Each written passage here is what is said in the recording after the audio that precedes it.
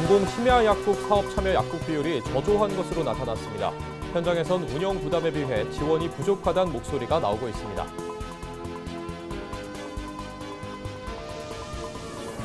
환경부에서 지원하는 국가 생태탐방로 조성사업 대상지에 아산시와 금산군이 선정됐습니다. 충남도는 95억 원을 투입해 산책로 등을 조성할 계획입니다.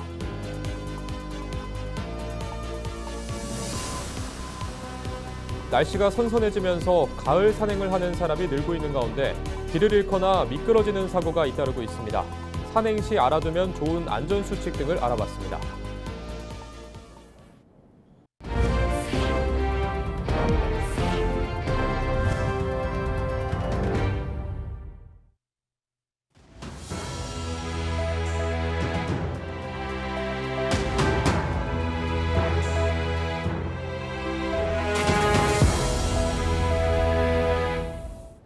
시청자 여러분 안녕하십니까? 헬로티비 뉴스입니다.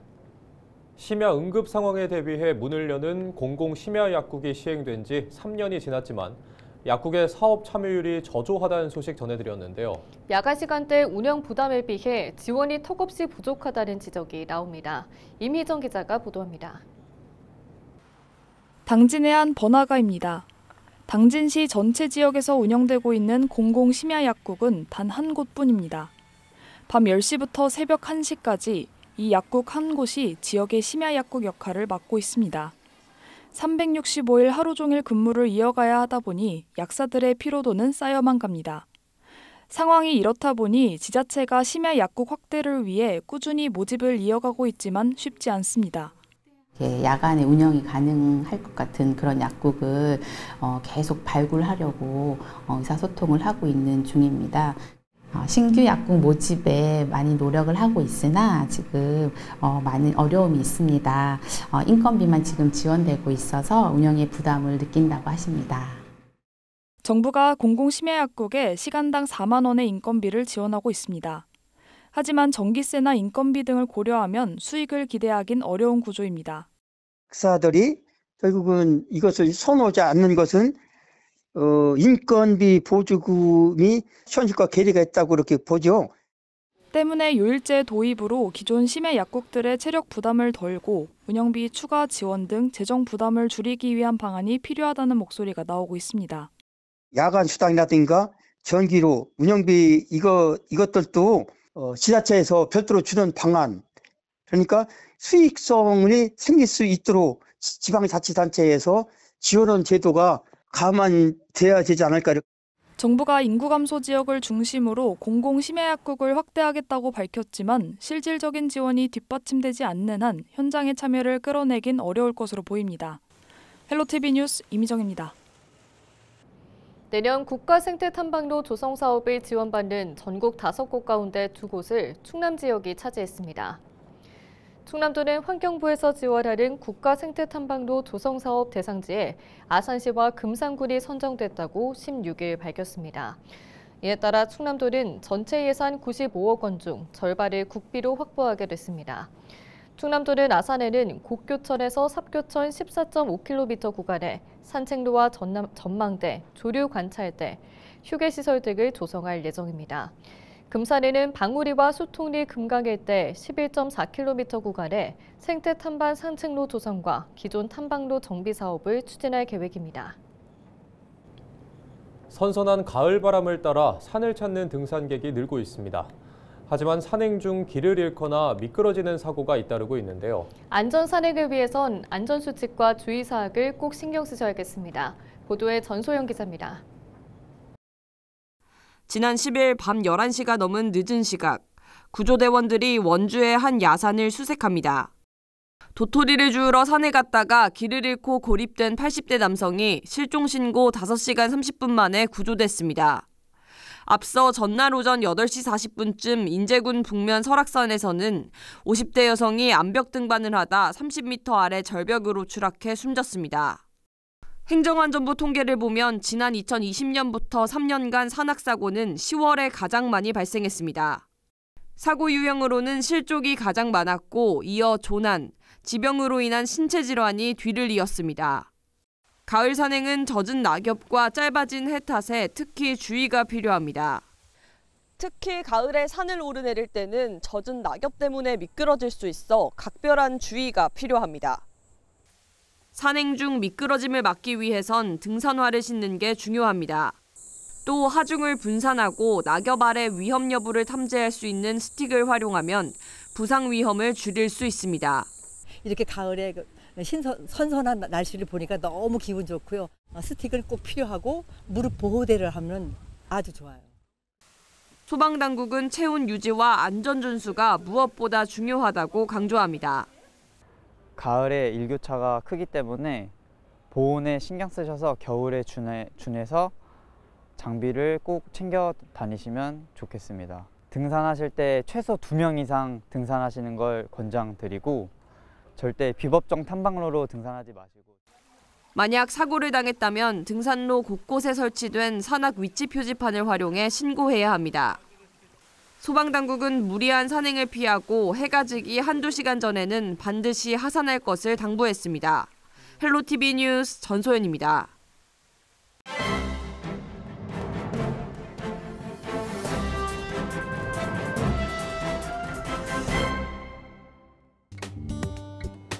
충청투데이 기사입니다. 충청권 소방본부의 1인당 피복 지원 예산이 전국 최하위권에 머물면서 충청권 소방대원들의 기본 안전이 위협받고 있다는 지적이 제기됐습니다. 소방청의 자료에 따르면 대전, 세종, 충남 소방본부 소방대원 1인당 피복 지원 예산은 각각 28만 원, 32만 4천 원, 35만 원으로 전국 18개 소방본부 평균 45만 원보다 크게 밑돌았습니다. 전국 18개 소방본부에서 대전 16위, 세종 15위, 충남 13위로 최하위권이며 최고 수준인 울산 소방본부의 절반도 되지 않았습니다. 이를 두고 소방본부와 노조 측은 다른 해석을 내놓고 있습니다. 충남 소방본부 관계자는 2019년부터 3년에 걸쳐 방한 파카를 전원 일괄 지급했고 이 때문에 1인당 피복 예산이 적은 것으로 보이는 것뿐이라며 방염 처리된 기동복 소재가 뻣뻣해 착용감이 불편하다는 의견은 있지만 피복 부족 건의는 접수되지 않고 있다고 말했습니다. 반면 전국 공무원 노동조합 충남소방지부는 다른 의견을 내놓고 있습니다. 임수환 노조 충남소방지부장은 지급된 방한 파카는 5, 6년 경과해 교체 시기가 도래했지만 예산은 35만 원에 불과하다면서 신규 대원들이 예비 장비 없이 낡은 옷으로 출동하는 게 현실이라고 주장했습니다. 지금까지 신문 브리핑이었습니다.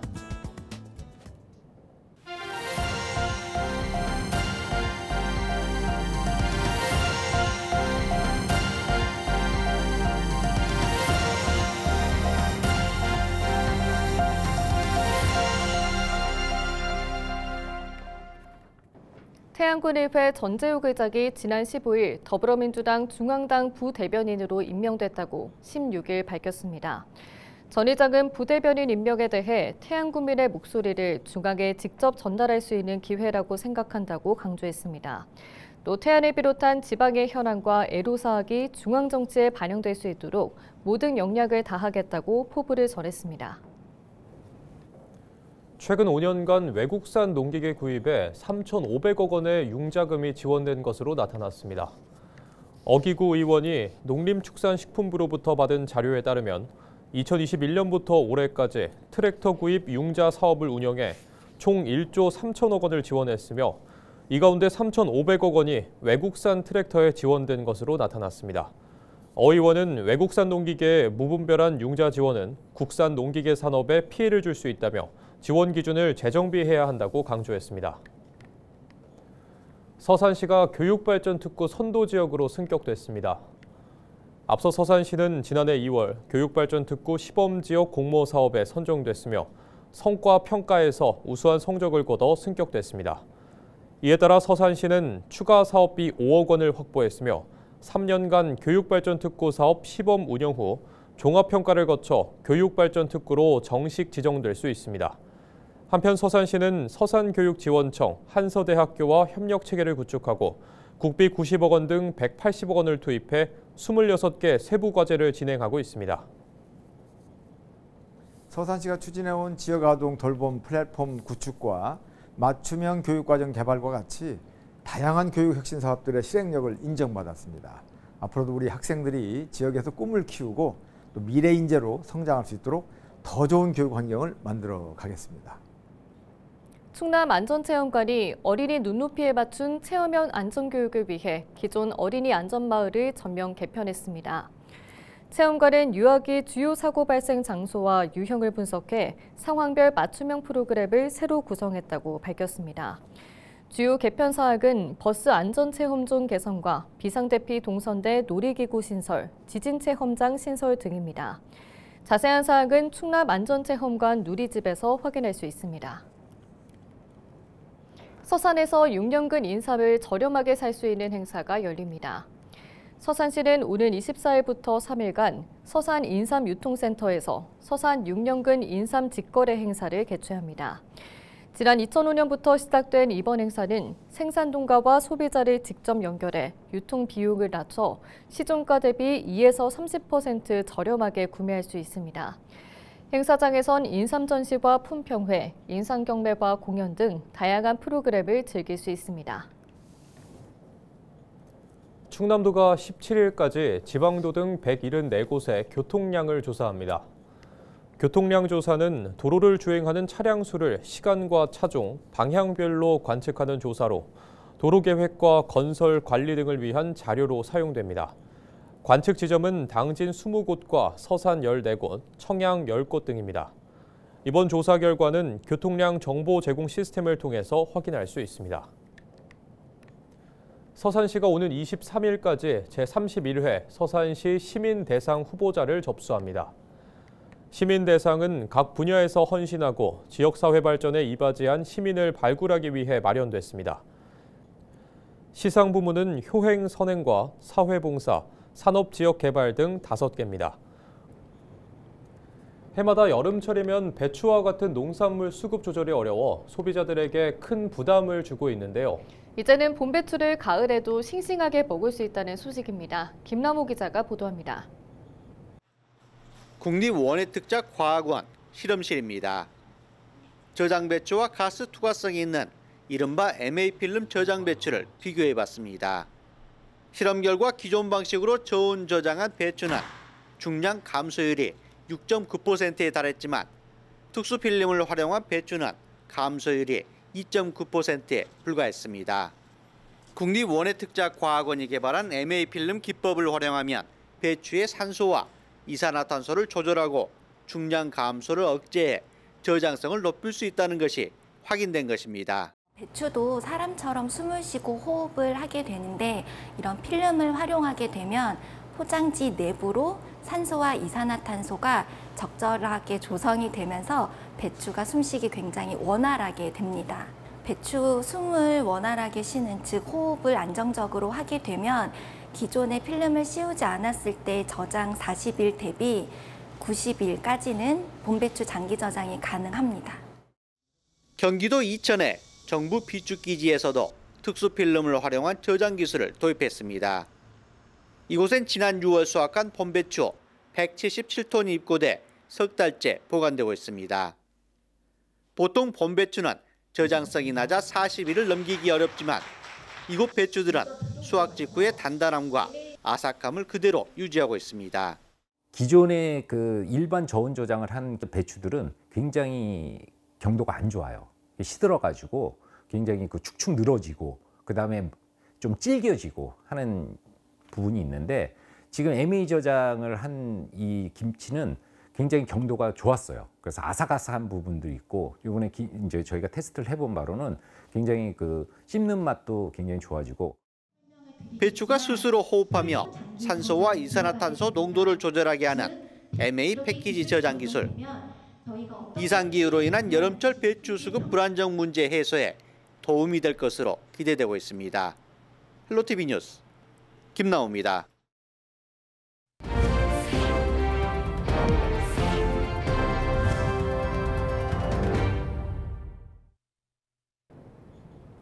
이상으로 뉴스를 마칩니다. 시청해주신 여러분 고맙습니다.